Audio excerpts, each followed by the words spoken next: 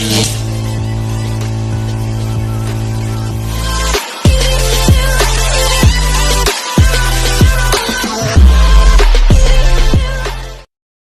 standby, kamera ready, sound ready, 3, 2, 1, action. Assalamualaikum warahmatullahi wabarakatuh. Hai teman-teman, kami dari kelompok 3 kelas PAI A1 pagi semester 6 dengan mata kuliah Pengembangan media ajar PAI dengan dosen pengampu Bapak Robi Van Reja. Baik, di sini kami akan menyelesaikan tugas dari Bapak Robi, yaitu membuat media pembelajaran dari bahan bekas. Nah, di sini kami akan memperkenalkan apa saja bahan-bahannya sih untuk membuat media tersebut. Oke, baik. Yang pertama itu ada ini. Yang pertama, kita memerlukan tusuk sate atau lidi. Yang kedua ada pewarna dan lem. Yang ketiga ada kertas HVS. Dan yang terakhir adalah kardus atau kotak bekas. Mari kita, baik teman-teman, mari kita saksikan bagaimana cara membuatnya. Cekidot. A few moments later. Pertama-tama, ambil lidi sebanyak Venusol. 30 lidi atau secukupnya saja. Lalu, kalian ikat menggunakan. Lebih baik menggunakan double tape agar terlihat lebih rapi. Ikat dengan secukupnya saja. Lakukan secara berulang-ulang hingga selesai. Setelah semua bagian lidi selesai dipersiapkan, langkah selanjutnya adalah menyambungkan ketiga bagian tersebut menggunakan lem. Selasiban yaitu lem khusus yang biasa digunakan untuk merekatkan bahan berbobot ringan seperti kertas atau karton. Gunakan warna lem yang sesuai, seperti bening, putih, atau warna lain yang tersedia dan serasi. Proses penyambungan harus dilakukan secara perlahan dan berulang, dengan tekanan yang merata agar hasilnya kuat dan rapi. Setiap bagian yang ditempel harus ditekan dengan hati-hati agar tidak ada bagian yang terangkat.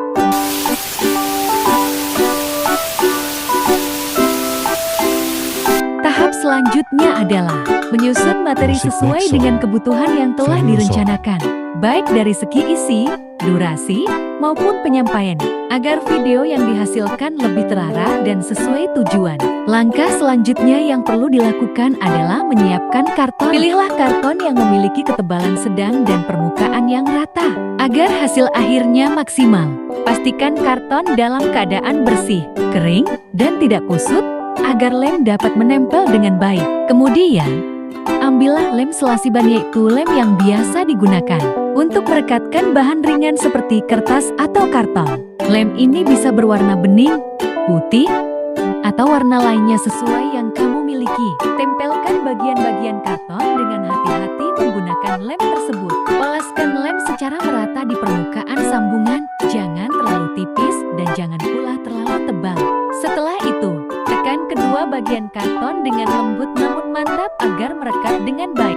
Setelah itu, ambil kardus atau karton yang sudah kamu siapkan sebelumnya. Pastikan permukaan kardus dalam keadaan bersih, rata, dan tidak lembab agar kertas bisa menempel dengan baik. Tempelkan kertas tersebut ke permukaan kardus secara perlahan dan hati-hati. Usahakan agar tidak ada bagian yang terlipat atau membentuk gelembung udara. Jika perlu, gunakan penggaris atau alat bantu lainnya untuk meratakan kertas agar hasilnya lebih maksimal dan rapi. Setelah kertas tertempel dengan sempurna, langkah selanjutnya adalah memberikan tanda. Gunakan pensil atau spidol halus untuk memberi tanda pada bagian-bagian yang akan dipotong. Pastikan tandanya jelas dan mengikuti pola yang kamu inginkan agar hasil potongannya nanti sesuai dengan bentuk yang diharapkan. Perhatikan juga agar posisi tanda tidak terlalu jauh dari tepi dan sesuaikan ukurannya dengan kebutuhan. Setelah semua tanda selesai dibuat, ambillah pisau atau cutter yang tajam dan aman digunakan. Mulailah memotong mengikuti garis tanda yang sudah kamu buat. Lakukan proses pemotongan secara perlahan. Jangan terburu-buru agar hasilnya tidak berantakan. Gunakan alas potong di bawah kardus agar permukaan meja tetap aman dan tidak rusak. Potong dengan gerakan yang stabil dan mantap. Jika diperlukan, Ulangi beberapa kali potongan di bagian yang tebal agar benar-benar terpisah. Setelah Sesuai selesai pola dan periksa tidak hasil sobat, potongan, kini pastikan kertas rapi. dan kardus tersebut telah siap untuk digunakan. Pada tahapan selanjutnya dalam proses kerajinan atau proyekmu, silakan ambil kardus yang telah disiapkan. Kemudian buatlah sebuah lingkaran pada bagian samping kardus tersebut. Usahakan lingkaran yang dibuat memiliki ukuran yang proporsional dan berada di posisi yang tepat. Setelah lingkaran selesai digambar, lubangi bagian tengah lingkaran itu dengan hati-hati menggunakan alat bantu seperti cutter atau benda tajam lainnya. Pastikan ukuran lubang tersebut sesuai dengan ukuran lidi yang telah ditumpukkan sebelumnya. Lidi yang ditumpuk ini nantinya akan dimasukkan ke dalam lubang. Jadi jangan buat terlalu besar agar tetap pas dan kuat saat dipasang. Ambil stik lalu patah-patah menjadi 2 bagian secara perlahan agar tidak terlalu tajam di ujungnya. Setelah itu, letakkan patahan lidi tersebut di bagian bawah pada ukuran TV dengan posisi yang sejajar dan rapi, lalu kasih lem perekat seperti lem Altico. Pastikan penempatan lidi mengikuti garis alas TV agar tampak simetris. Hal ini akan membuat tampilan media ajar menjadi lebih menarik dan estetik jika dilihat dari depan. Setelah bagian bawah dirapikan, langkah selanjutnya adalah membuat hiasan tambahan di pinggiran sudut pada kardus. Gunakanlah lidi sebanyak yang kalian butuhkan. Lalu tempelkan lidi tersebut secara merata mengikuti bentuk sudut kardus. Usahakan setiap penempelan dilakukan dengan posisi yang seimbang agar hasil akhirnya tampak rapi. Sekarang, ambil lidi yang telah kalian siapkan sebelumnya. Masukkan lidi tersebut secara perlahan ke dalam lubang yang telah diberi tanda pada kardus tadi. Pastikan lidi masuk dengan pas dan tidak terlalu longgar agar tidak mudah lepas. Ulangi langkah ini untuk semua lubang yang sudah dibuat. Posisi dan arah lidi harus disesuaikan supaya hasil akhirnya terlihat rapi dan sesuai dengan desain media ajar yang ingin kita buat. Langkah berikutnya, kita akan membuat ukuran pada kardus yang menyerupai bentuk antena. Pertama, ambil penggaris lalu ukur dan buat pola dengan panjang dan bentuk yang kalian inginkan sesuai dengan fungsi atau estetika media ajar. Usahakan gambar garisnya simetris dan proporsional agar bentuk akhirnya tampak bagus saat dipasang. Setelah pola digambar, ambil gunting atau cutter, lalu potong kardus mengikuti garis tersebut dengan hati-hati dan perlahan. Jangan terburu-buru agar hasil potongannya tidak bergerigi atau robek.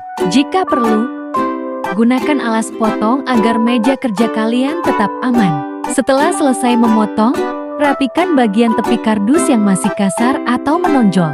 Bisa juga dilapisi selotip bening agar hasilnya lebih kuat dan tidak mudah rusak. Bagian ini nantinya akan berfungsi sebagai elemen pendukung visual pada media ajar.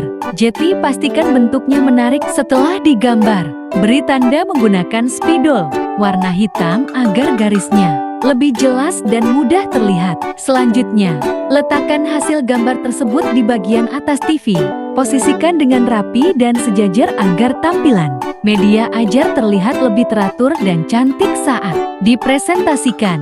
Setelah menggambar antena, langkah berikutnya adalah memasukkan materi yang sudah dibuat ke dalam lidi yang telah disiapkan. Gunakan lem perekat untuk merekatkannya secara kuat dan rapi.